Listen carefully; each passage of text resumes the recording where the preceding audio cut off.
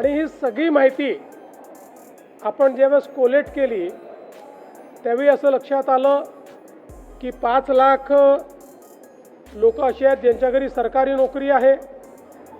14,000 तर पुरुषच निघाले.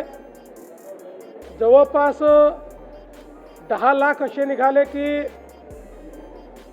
ज्यांचं उत्पन्न 2.5 लाखापेक्षा जास्तीचं आहे.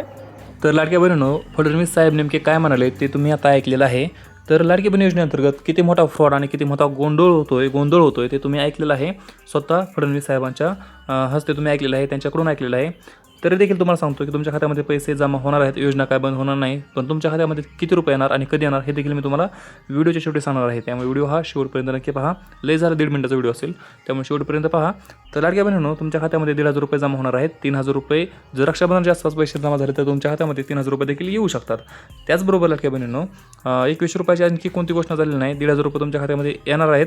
आणि त्याचबरोबर मोठा फ्रॉड होत आहे, त्यामुळे आणखी प्रोसेस चालू आहे. म्हणजे पात्रता वगैरे अजून नियम आणि निकष तपासणी चालू आहे. कारण लाडकी बहीण योजनेअंतर्गत मोठा फ्रॉड देखील होत आहे. परंतु तुमच्या खात्यामध्ये पैसे जमा होणार आहेत. आणि ती तारीख कोणती आहे, संभाव्य तारीख कोणती आहे, तुमच्या खात्यामध्ये पैशाची जमा व्हायची तारीख कोणती आहे ते मी व्हिडिओच्या शेवटी सांगत आहे. परंतु त्यापूर्वी समजून घ्या की तुम्ही पात्र असाल तर तुमच्या खात्यामध्ये पैसे नक्की जमा होणार आहेत.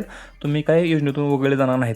तुमच्या खात्यामध्ये 10 ते 15 तारखेच्या दरम्यान 1,500 रुपये जमा व्हायची शक्यता व्यक्त केली जात आहे. म्हणजे 10 ते 15 तारखेच्या दरम्यान तुमच्या खात्यामध्ये पैसे जमा होणार आहेत. तर मित्रांनो, आजच्या व्हिडिओमध्ये होतं एवढंच. आपण भेटू पुढच्या व्हिडिओमध्ये. तोपर्यंत जय हिंद, जय महाराष्ट्र.